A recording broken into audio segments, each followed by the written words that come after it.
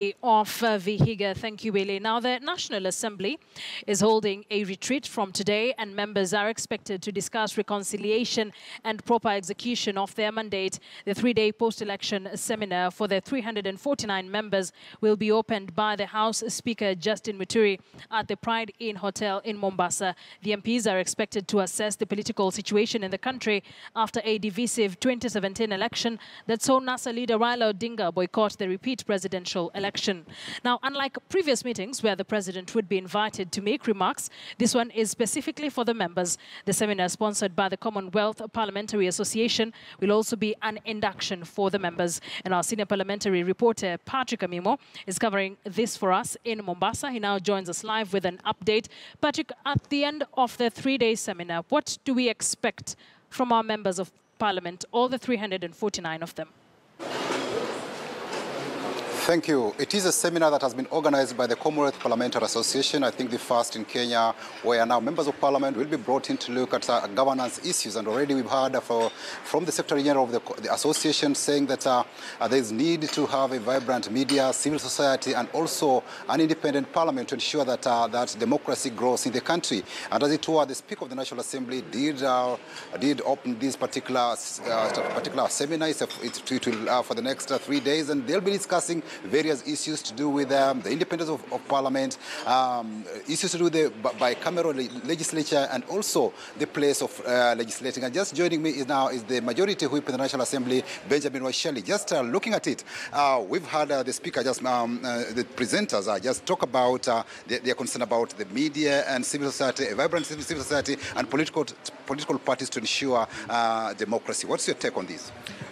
Quickly, I want to say that this is a multi-dimensional seminar where members of Parliament are being inducted in the Commonwealth parliamentary practices, and also the realization of an independent arm of government, one of the independent arms of government, given that we have other two, the judiciary and we have the executive. Maybe in answering the question here is that members, most of them being new, they must have a realization to be inducted, to realize that they are meant to be independent, and the aspects of media also to be recognized, the role they play in the society, so that each sector can play its role independent of each other.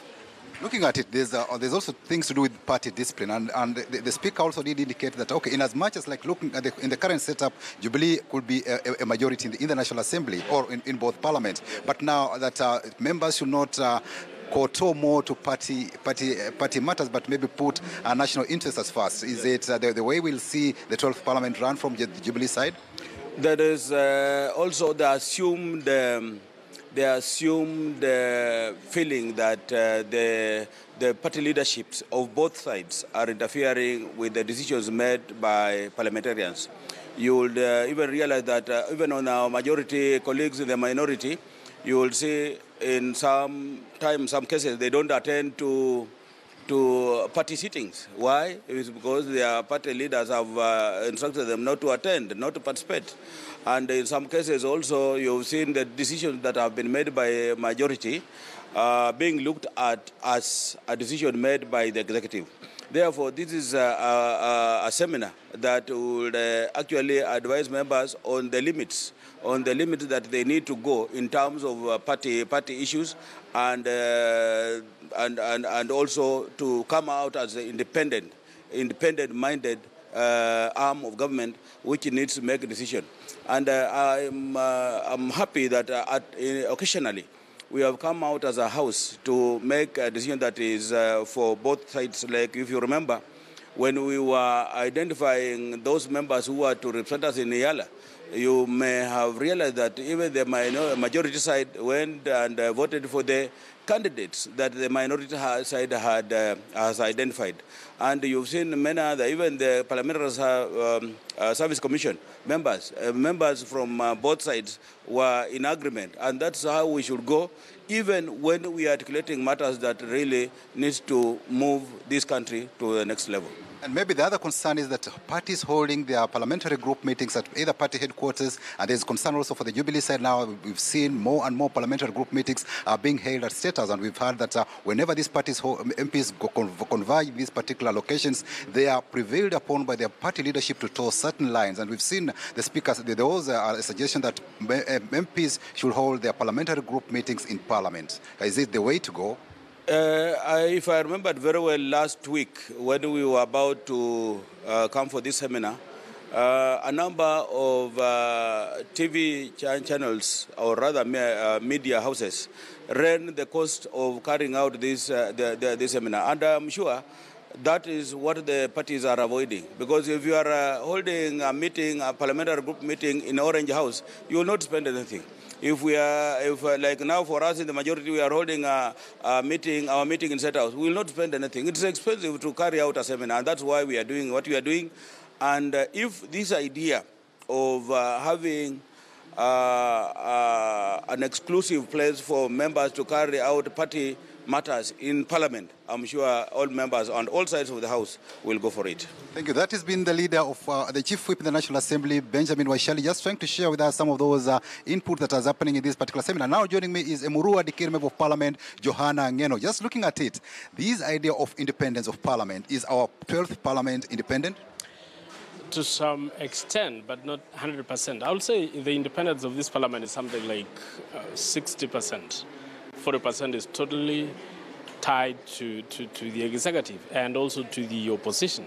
You know, when we talk about independence, means this is another arm of government which should be making decisions without intimidation, without interference by either side. But when you look at the current Parliament, especially when you compare with the last Parliament, it is more or less the same.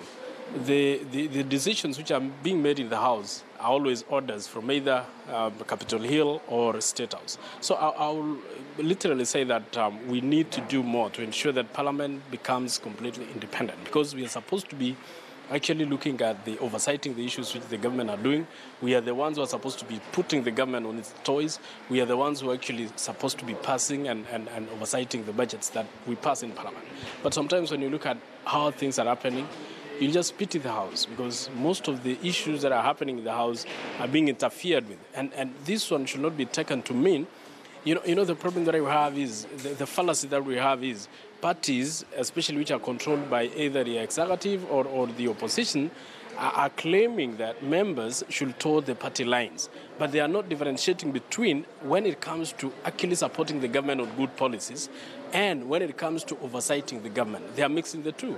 We are supposed to represent, we are supposed to oversight, and we are supposed actually to do that it takes as a member of Parliament. Talking about party discipline, we've seen the leader of majority in the National Assembly maintain and insist that party discipline they might not, is not negotiable. And we've seen now, just on the Jubilee side, some members who try to go against the party line, they've been disciplined. And is this the way to go? Which now brings in the question that maybe members are not given that freedom to think and deliberate on their issues and independently.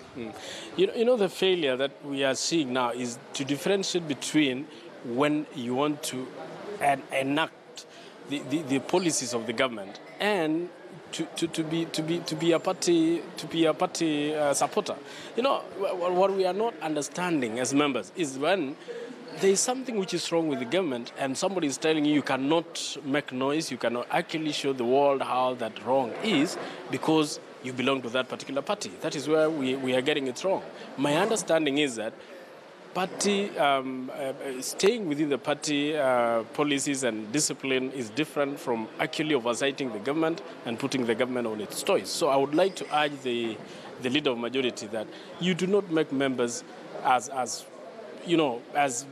look like they don't even understand why they are in Parliament. Don't make them make decisions which is not even within their thinking. Because, you know, the moment you force them to decide on issues which are outside their mandate, you are making them look like sycophants. What they are trying to create is not party discipline. What they are trying to create is not actually towing the party lines. What they are trying to create is sycophancy within parliament, which is very wrong. Thank you so much. That's MP for Murua Dikir, Johanna Ngeno, just trying to share with us some of these issues that are bedeviling at our 12th Parliament, matters to do with independence, and also how Parliament will go about it, its activities, ensuring that they oversight the executive, and also there is that the correlation between the judiciary, the three arms of government, that is the judiciary, the legislature, and the executive. From Pride in Mombasa, I'm Patrick.